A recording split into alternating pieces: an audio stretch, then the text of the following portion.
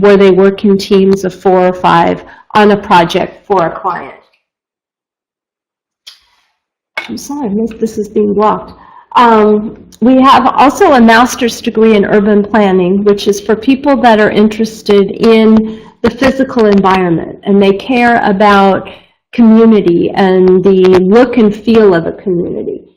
Students in this program take a concentration, and your concentration might be in transportation or economic development or design. And the concluding portion of this particular program is a comprehensive exam where the entire class will have an individual come in, and this individual is looking to do some sort of development in Los Angeles. And so he or she will say, I'm looking to take this parcel of land and do something with it. What would you recommend?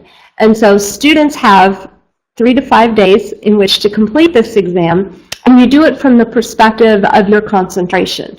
So those that focused on transportation would ensure that there's the appropriate transportation needs for the community, while those in economic development would be making sure that there's enough business and money coming into the area so that the community thrives.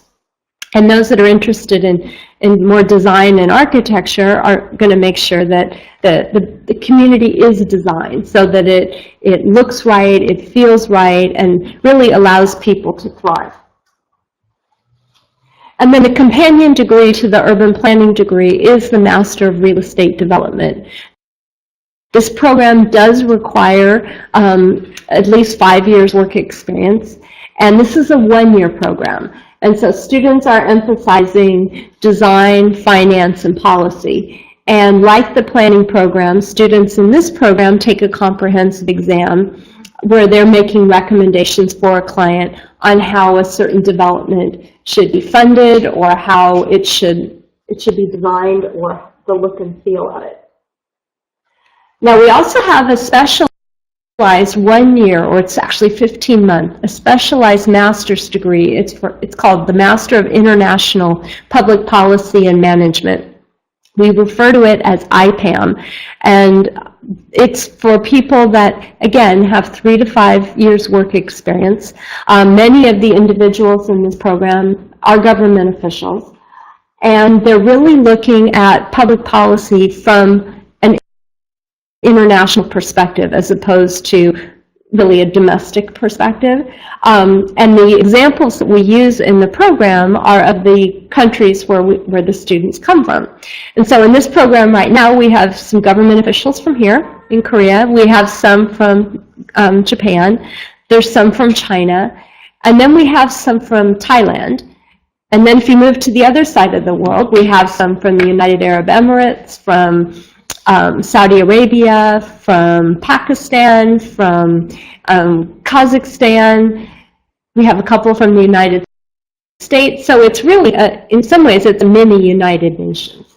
And then this program is brand new. We will be starting it next June. This is a Master of Global Public Policy. This, too, is a 15-month program, and this is for people that have 5 to 10 years or more work experience. And this is a joint degree with the University of Hong Kong. This is USC's first joint degree, so students will get 1 diploma with 2 names on it. And they will have, most of this program, or I would say half of the program, will be done online. So the expectation is students will stay in their country and work while they do this program. And they will have 5 one-week sessions in this 15-month period. They will start in June for a week in Los Angeles. And then they will come to Shanghai, then Beijing, then Hong Kong, and then they will conclude the program in Los Angeles. This is the first of its kind in the world. We're looking for a class of 25 to 30, but we are putting a cap at 40 in this program. So I just wanted you to know about it and watch for it. You will probably be hearing more about it as time progresses. And then the PhD program. We offer 2 PhD programs, and this program is for people that are interested in advancing knowledge in the fields of public policy and management or urban planning and development. This program comes with 4 years, both of these programs come with 4 years of full funding, and so the programs are very small. We're only admitting 5 new students per year into the PhD program. And so we're looking for people that really want to be university professors, or they want to work in research institutes or think tanks. GRE scores play a big role in the admission process, so students have very high GRE scores. They also have excellent grades in their bachelor's work. Many of the students have master's degrees in this field, although it's not a requirement. And for students who don't have a master's degree, they will be required to take some master's level coursework before starting the PhD coursework. So anyways, the pictures that we're showing here is of an award ceremony we do the week before graduation each year. And what we do with the PhD students is we really recognize their achievements. And so for students that have presented at conferences, they get awards. For students that have authored or joint authored publications with our faculty, they get awards. For people that have done some kind of significant something or other, they may have received a university award, they may have received an outstanding research award from a professional association, we honor that. And the reason we do this is when you're in an undergraduate degree or you're in a master's degree, you're taking courses, and when you finish the courses that you're supposed to take, you get your degree. But in a PhD program, you have 3 years, or at least in our program, you have 3 years of courses, sometimes 4 years. And then you have this long period of time you have to write a dissertation. And it's hard, and it's not the way the education system tends to work. And so we're trying to keep students engaged. So we provide travel stipends for them to speak at scholarly conferences. We have students do practice presentations with each other and with the faculty so that when they get to these conferences, they present well, and the faculty from other universities that are looking to hire new assistant professors in their particular field will look at USC and say, oh, wow, they're really prepared. I want to hire them. So this is what we do for the PhD students to make them attractive on the job market. And then we have 3 undergraduate degrees, and I don't think anybody here is interested in them, but I wanted you to know that about 1/3 of our students are undergraduates, and they play a very big role. And not all policy schools have undergraduate programs. So just FYI, if you do come to USC, you will see them around in the halls. You won't be in classes with them. And then we have some executive programs that are in addition to what I've mentioned. We have a professional doctoral degree, and students in this program have between 15 and 20 years work experience. And as opposed to the PhD, which is really trying to enhance research skills, the professional doctoral degree is trying to advance the practice of our field. We have an executive master's degree in health administration, which is an online program. And then we have a residence program, which is an executive master of leadership program. And this can be completed in 1 or 2 years, depending on how quickly you want to go through the program. And then I mentioned that the MPA is also available as an online program. Now, in terms of public policy schools, well, in every single field, there's professional associations that support a field. And in the public policy school areas, there's an organization that's called the Network of Schools of Public Affairs and Administration. And this is the group that accredits MPA and MPP programs. They provide a job bank for member schools. So if any of you enroll at USC, we are a member. So you would have access to this job bank. So if you were looking for a job here, or if you were looking for a job in the US or wherever, there's that resource that's available to you. They have 15 programs right now that are outside of the US that are accredited, and I know that more and more, they're trying to make it easier for programs outside of the US to be accredited. So I imagine you'll be seeing more and more in the not too distant future. Our Dean, Jack Knott, who's up in the picture, is the past president of NASPA, which is this network of Schools of Public Affairs and Administration. Now, one of the things to be thinking about when you're thinking about policy schools is how important is it to you that you have the opportunity to apply what you're learning in class? You know, in some cases, in some instances, people really don't want to do that. They just want to learn the information and move on. In other cases, people really want to have that hands-on experience and going out there and learning the theory in class and then going out and doing something. And in the Price School, we have a number of different ways that you can apply what you're learning. One is through international labs, which take place in another country, and I'll talk to you in more detail about them in a few minutes. We've already talked about the capstone or the practicum courses where you're doing real work for a real client. And so that's, again, you're applying the theories that you've learned throughout the program to this project for a client. And then case studies and case challenges. Our students like case challenges. And so we have a nonprofit case challenge, we do a consulting case challenge, we do an international or a global case challenge, where students come and, like, at 5 o'clock on a Friday night, they're given a case and they're told they have until the next morning to come up with their recommendations for how to solve this particular problem. It's all very quick. There's a team of judges from the profession and the faculty that judge this. And then the teams that rank highest at that particular time are invited to continue.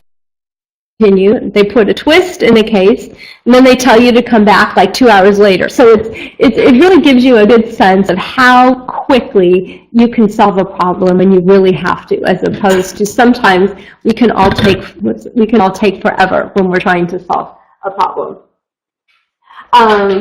Another thing to think about when considering public policy schools is how much engagement is there with the professional community. And oftentimes when you're in a large urban setting, there's likely to be a lot of people that are doing the types of things that you want to do as a public policy graduate. So there might be more opportunities in a large urban setting than maybe in a small rural area. But that's something for you to ask the universities that you're looking at. You know, it's like, I'm interested in really expanding my network of people, and how might I do that? So at USC, we do, through the Bedrosian Center on Governance, we do what's called Lunch with a Leader. And this particular picture, we invited Sherry Lansing, who's the former CEO of Paramount Studios, to come talk to our students about media and public policy and cinema and public policy. Our location in Los Angeles allows us to bring in a lot of these types of individuals. In our school, we have a lot of internships. In some of the master's programs, an internship is required, but in any master's program or the undergraduate program, you can do an internship. And I'll talk to you in a little while about the Career Services Office and how they'll help you with that. And then again, we do a lot of alumni mixers. We invite, in fact, I think it's this week, we're having 200 alumni come to campus to talk to our students about their careers and how they got to where they are.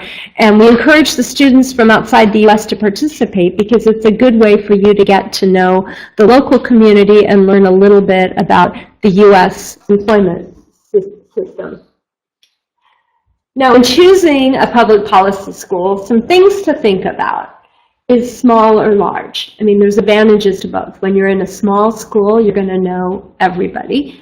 When you're in a large school, you may have more resources than a small school. But these are questions for you to ask when considering public policy schools.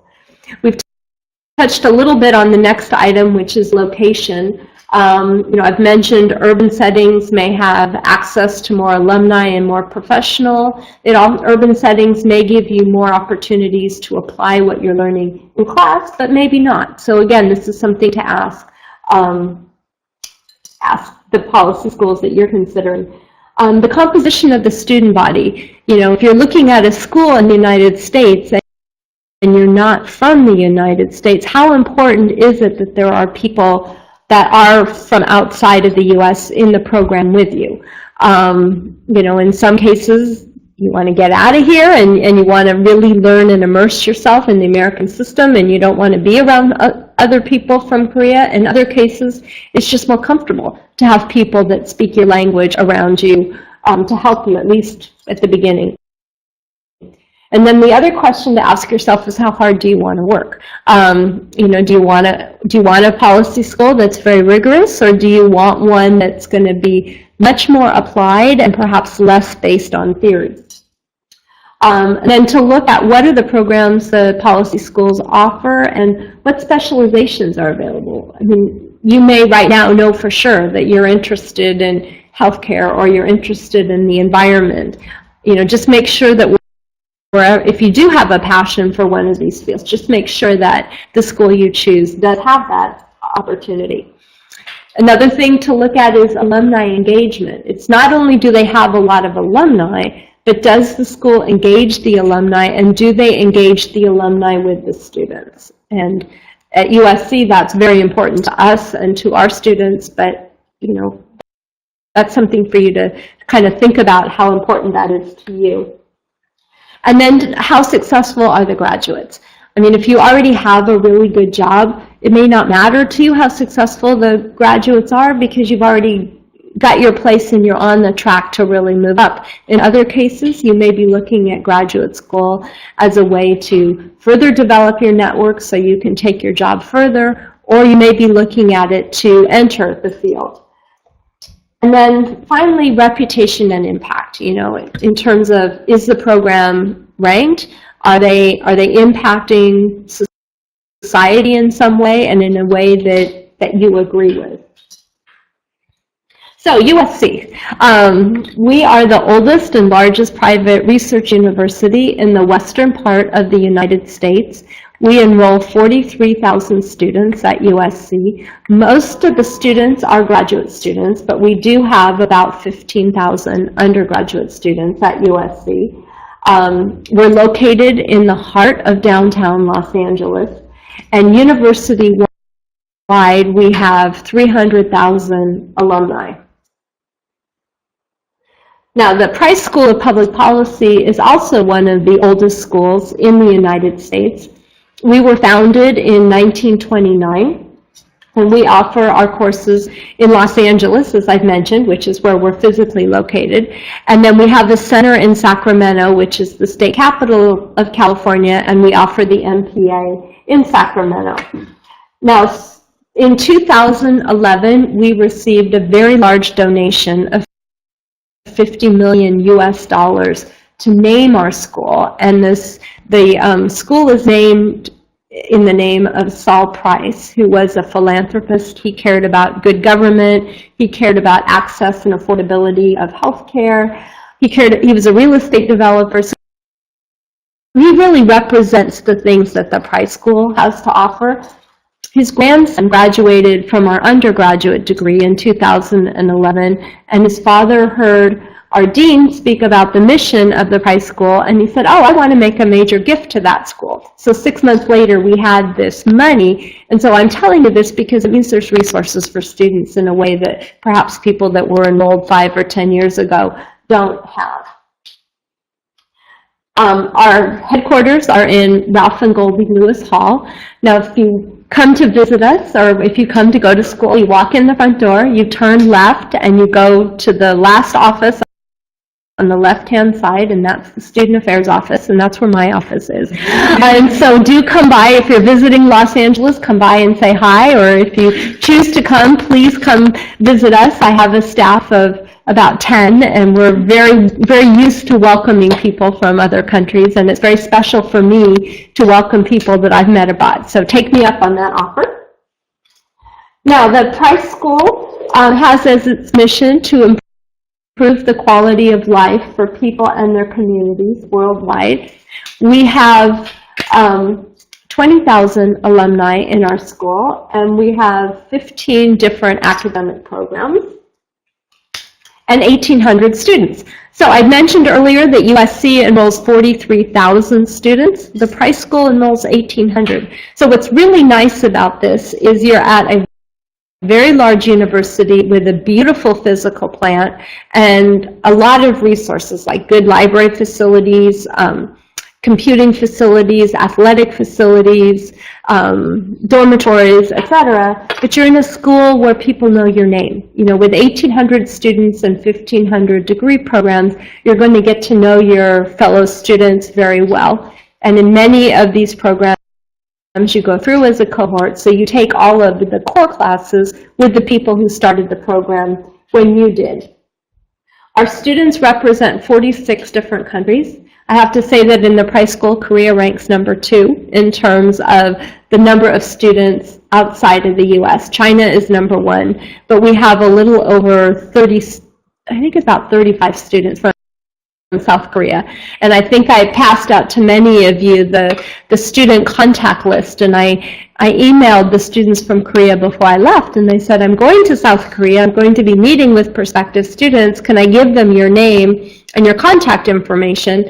And the people on that list responded yes, so feel free to email them with questions that you may have. Now, our school has been ranked #4 by US News and World Report in their recent graduate rankings of public affairs programs. And this ranking came out in March of this year. In fact, Hee-Yeon Choi and I were talking earlier that the rankings came out when I was last in Korea. We also rank highly in the specialty areas, which are listed above. Now, the faculty in the Price School, we have over 75, and they represent the breadth and depth. Now, one thing about USC is we like pageantry. And so graduation, all of the faculty participate. They come in caps and gowns. The students, we have 2 students carry the flags. We have a banner with our name on it, and then we have a flag that has symbols that represent the various fields in our school. And it's a really fun day. So be sure, if you come to USC, don't leave town before graduation. Now, I wanted to mention a couple of the individuals on this slide. The 2 at the top, Professor Raphael Bostic and Professor Richard Green, both served in the Obama administration.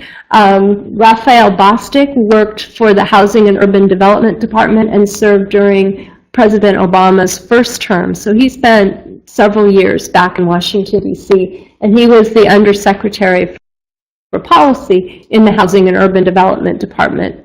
Professor Richard Green, who also directs our Less Center for Real Estate Development, spent last year working in the Housing and Urban Development Department back there. So for those of you, and I know you work for the national government here, we have some faculty that have recently served in the U.S. national government. So it might be kind of fun for you to compare a little bit about what that's like. The guy in the red robe is Professor Terry Cooper, and he does a lot of work here. He is very close to the faculty in the Public Administration Department at Seoul National University. He is an expert in public administration ethics, and he's written a book called The Exemplary Public Administrator that's been translated into many languages throughout the world. So you may have heard of him, and if you come and you enroll in the MPA program or the PhD program at USC, you're likely to study with him. The 2 gentlemen in the bottom are doing a lot of work, more in China than here, but they're looking at air quality and environmental issues. So they're very familiar with the region. And then the woman on the far left, Annette Kim, she runs our spatial analysis lab, which is becoming an increasingly popular course and opportunity for students, not just in the urban planning area, but across the programs.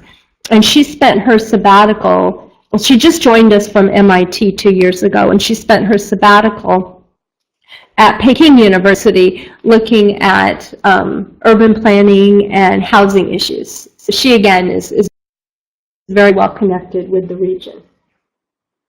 Now, international programs, Dean Knott is very interested in globalization, and since he's been dean, we have increased our foreign student population from 5% to almost 15%, and we've also come up, well, we haven't come up with, but we also have a lot of opportunities for students. We have the specialized International Public Policy and Management Master's Program, which we've already discussed.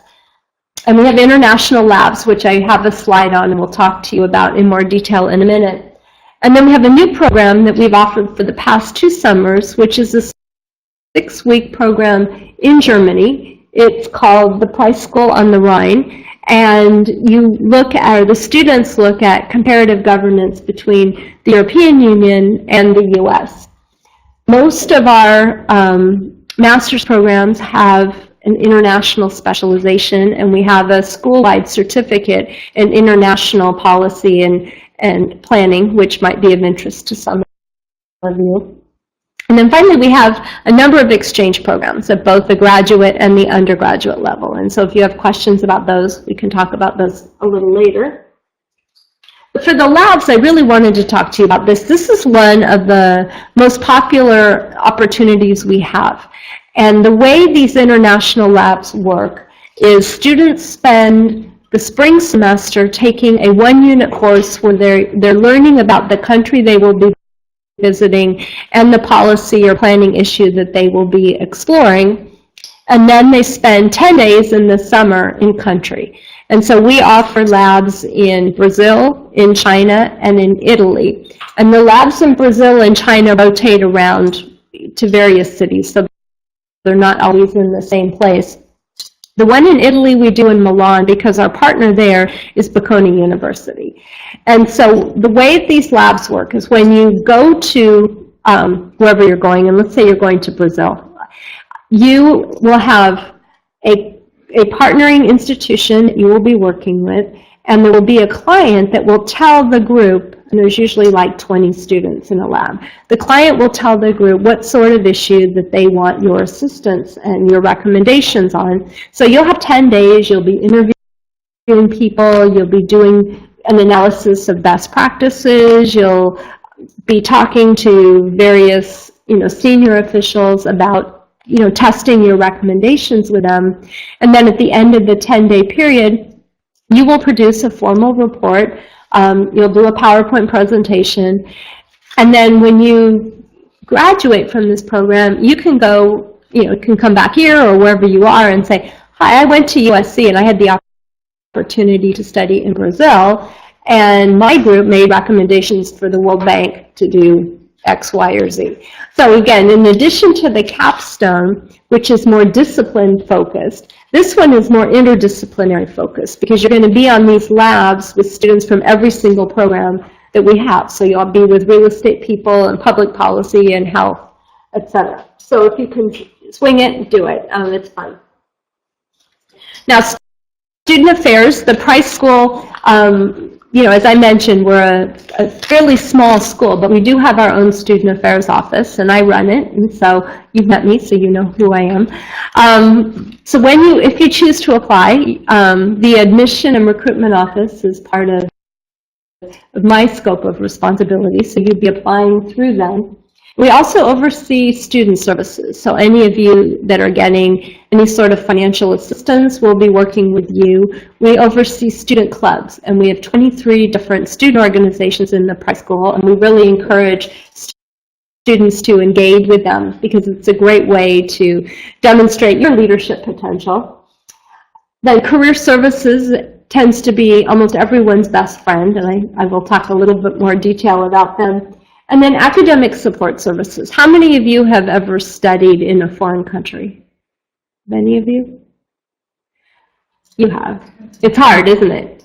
Yeah, after you're there about a month, I studied in Spain, and after you're there about a month, you just get a colossal headache. You get tired of listening to people speak, and like if you come to the US, you're going to get tired of people speaking like I do.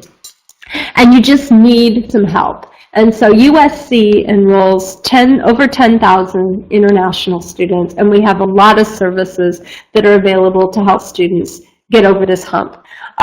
So I encourage you to let us know when you hit that wall, because we can help you. And then career services. We host career fairs, and we do alumni mixers. I mentioned we had one this week for students with the alumni. place students in internships. So if your program requires an internship, you'll be working with the Career Services Office to make sure that what you do on this internship satisfies the requirements of the class. If you're in, like, say, the MPP program, which doesn't require an internship, but it's certainly an option, we will help you secure a placement. And then we do workshops on resume writing, interviewing, salary negotiation, some of the things that will be helpful to you as you're getting an internship as well as when you're getting ready to graduate. And then research, this looks awfully small to me. I think you're going to have to trust me. We have a lot of research centers. So go to our website and you can learn about them in detail. But I do want to highlight a couple. Now, you've heard of Arnold Schwarzenegger, who's the actor and the former governor of California. He's on our faculty, and he oversees the Schwarzenegger Institute for State and Global Policy. And at least once a semester, he does a forum on an issue that's of importance to him, and he's interested in things like immigration and environment, among other things. And what's really nice for students, the students are the ones who get to ask the questions. So the alumni and the faculty, they're told to hold their questions, so the students get to go first. So if you see an invitation come out to you through email to attend, you'll learn a lot of things, and you'll meet some very influential people. He's usually bringing some high-level U.S. government individuals to campus.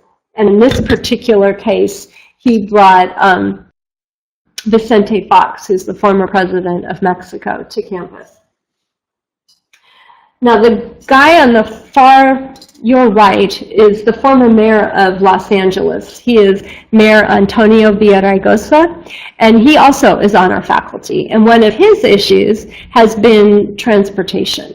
And so he works very closely with our Metrans, which is a federally funded transportation center, and the Bedrosian Center on Governance in looking at transportation type issues. So these are two examples of the types of research that the centers are doing, and you'll find that there are about every other day, you'll be getting email about some sort of research presentation on campus. And if your schedule permits, come. You never know who you're going to meet. We often do these over the noon hour, and when we do, we give you food. So it's a nice way you can get fed this way. Now, the students have also been very organized, and for the past 3 years, they have coordinated with the School of Social Work the Students of Color and Allies Policy Forum, which really looks at social justice issues. And so if that's something that's of interest to you when you come in the fall, is when they start the planning for this. This event takes place in April. In fact, the first 2 years of it, they scheduled it on Good Friday, which is a major Christian holiday, and in the U.S., people usually don't schedule events that day because people won't come. And in this case, they were able, the first year they got 50 people to come, and the second year they had 75. Last year they didn't schedule it on Good Friday and had a lot more. But if you are interested in this topic, certainly get involved early on. And then I mentioned Annette Kim, who runs the Spatial Analysis Lab. She teaches courses in this area, and again, I just wanted you to know this exists, and if you're interested, to connect with her when you come to campus. And our students produce a online journal, which is called the Southern California Policy Review, and if you are interested in seeing your work in print, sign up for this. You can either be on the editorial board or you can submit articles to be published. And if you want to read the current version, it's available on the Price School website. Now I want to talk to you a little bit about the campus. USC is located in the heart of downtown Los Angeles. And because of our proximity to Hollywood, many of our buildings are in familiar films and TV shows. So you will often see movie trucks on campus, you'll see actors and actresses, and you'll think, And then maybe 4 to 6 months later, you will be at the theater or you'll be watching TV, and you'll see this building or any building, and somebody will tell you that that is Washington DC, or they'll tell you that is London, England, or Massachusetts. And because we have such distinctive architecture, our campus is often transformed into things that are way far away from where we're located. So that's sort of the inside joke of USC. Our campus features distinctive architecture and ivy-covered buildings. The Von Kleinschmidt Center, the building on your left, is where many of your classes will be if you join the Price School. Most will be in Lewis Hall, which is the building I mentioned at first, where I pointed out where my office was. Now, how many of you are familiar with American football? All right. It's a very big thing at USC. And as a newcomer, I really recommend you come to our parties, our pre-parties. Our colors are red and yellow or cardinal and gold, so come dressed like that. And we have alumni, we have faculty, we have friends. Everybody goes to these pre-parties, and it's a good way to get to know the other USC and the Price School community. And then right before the game, everyone walks across the street to the Coliseum where the football team plays, and it literally is across the street. So there's no buses that you need to take. And if you don't understand the game, don't worry. I don't really understand it too well myself. I've been watching this for a long time, but it's a really fun environment to be part of. So I do recommend when you come, go to at least one game, and if you like it, then go to more, and if you don't, well, you've done it. We're located about 6 kilometers from downtown Los Angeles, and there's a lot to do in Southern California, which is very close to USC. So for those of you who like music, the Walt Disney Concert Hall is in downtown, so that's about 6 kilometers away, and this building has amazing acoustics. Disneyland is about an hour to the south, and Universal Studios is about 45 minutes away. And then Staples Center, which is where the Los Angeles Lakers, the Clippers, the Kings, and the Sparks play, is really right up the street. It's one metro stop from USC, and there's a new development there called LA Live, which is a hub of young people in the Los Angeles area. And USC being so close to it is just really fun for the students. There are restaurants, cafes, bars, movie theaters, bowling alley, just lots of things to do outside, which I think you'll really enjoy. Hollywood is nearby. You can go to Hollywood Boulevard and see the stars. You can also go to Beverly Hills, where you can do upscale shopping, or you can take a bus tour of the stars' homes in Beverly Hills. Oops, what happened? Now, our climate is sort of like your climate today. Today you guys had the most beautiful day. Our climate is conducive to outdoor activity all year long. So you can ride your bike on the Venice Beach Boardwalk, which borders the Pacific Ocean. You could go hiking in Will Rogers State Park, which is within the city of Los Angeles city limits. Or you might go to Manhattan Beach, which is about 40 minutes away. And that's where a lot of the beach volleyball championships take place, as well as surfing. Or you could just go and do a pickup game. So those are some things to do when you're not studying in Los Angeles. Now, our vision is for a better future, and if you share that vision, we hope you will consider studying with us. Now, in terms of admission, applying to USC is very easy. There is an online application that you can get to from our website, and it's basically a form, and you fill it out, and it needs to be accompanied by a $90 application fee, which you can pay by credit card. And then we'll need official transcripts from all colleges and universities you've attended. And if they've been here in Korea or in other non-English speaking countries, we need an official translation of those transcripts into English. And then most programs that I've talked about require a GRE. In some cases, the GMAT can be submitted in lieu of the GRE. And then TOEFL scores. So we'll need either TOEFL or IELTS scores. And then a supplemental application, which is part of the USC graduate application. And that gives us a sense of what specialization you're interested in, a little bit more about yourself for us to really understand what your academic interests are. And then a resume. And this would include any work experience you've had, any volunteer work, any clubs you were part of, any awards you received, any research that you might have done, any publications if you have any. Three letters of recommendation, and we prefer at least one come from an academic source. They all can come from academic sources, but I know many of you are working, and so a combination of both professional and academic is fine. And then a writing sample. And if you're pursuing the master's degree programs, we ask you some questions. And basically they're, why do you want a degree in this field, and what contribution do you hope to make to the field? And if you're applying to the PhD program, there's two. One is a writing sample that you may have done for another class. And then the other is your research agenda. What do you hope to study? So as you're thinking about this, whether you're a master's student or a PhD student, some tips I like to tell students is gear it towards the private school. So look at our faculty and their research. Look at the research centers. Look at what the students are involved in. And there's a lot of information you can get from our website.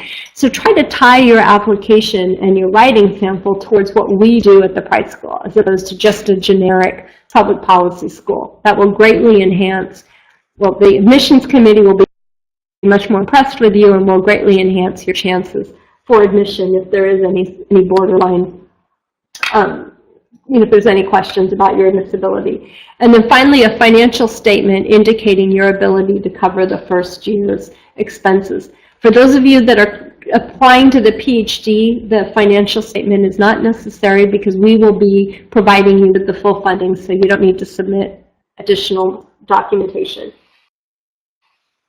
And then deadlines. For those of you that are interested in the master's programs, and if you're interested in public administration, public policy, urban planning, health, and the nonprofit, we offer a sizable scholarship program. And so you will need to apply by December 15 if you're interested in the scholarships.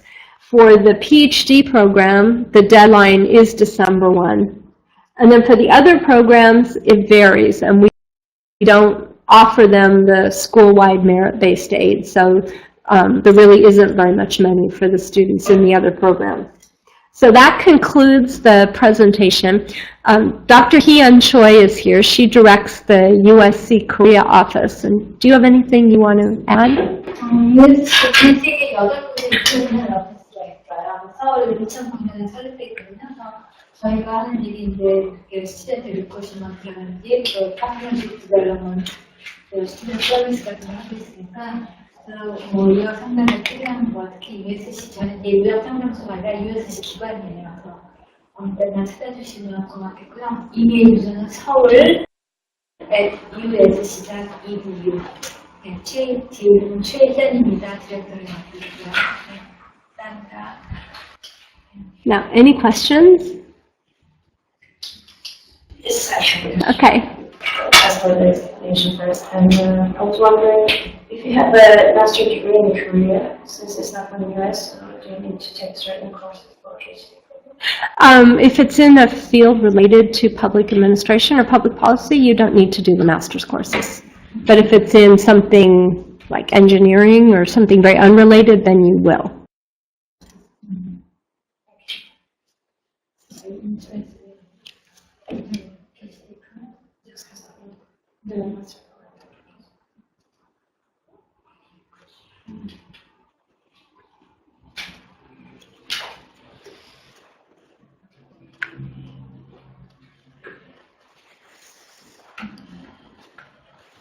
Yes. 그 B에 드는 비용이 정확하다. 통상적으로 수학이 얼마나 굉장히 중요하다. There is no tuition and living cost. The tuition, it varies by program. So if you're in the MPA, the MPP, the MH, well, most of the two-year master's programs, it's going to be between $75,000 and $80,000 US. Living expenses is probably another $18,000 per year.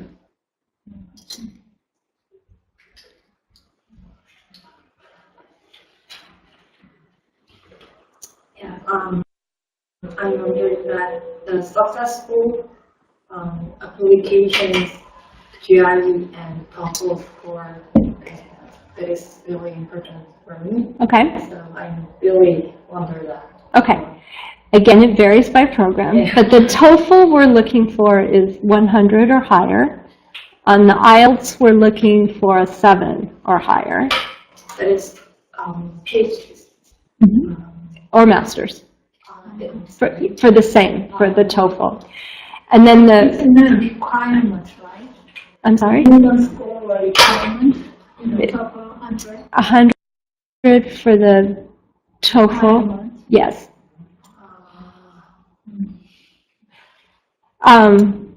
The GRE, for the PhD, the students tend to have combined around 330. So it's very high. For the master's, yeah, I mean 320, 330, somewhere in there. It's, I mean, we're admitting 5 per year, so we're not admitting too many. For the master's programs, it's not that high. It's much closer to 300, but anyways, it's around 300 for the master's programs.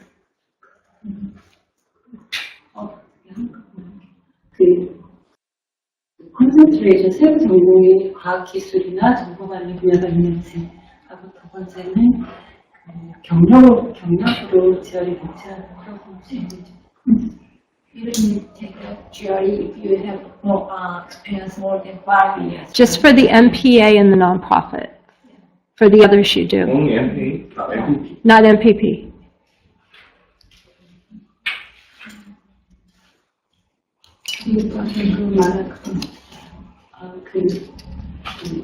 Interdisciplinary course.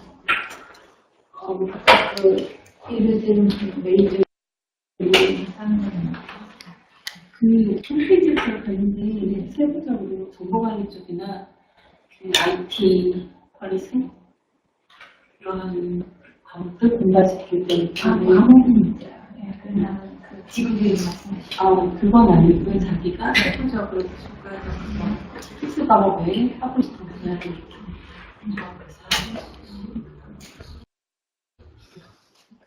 She's asking, is it available for her to take courses such as like the IT related subject? Yeah. Yeah, she can do that.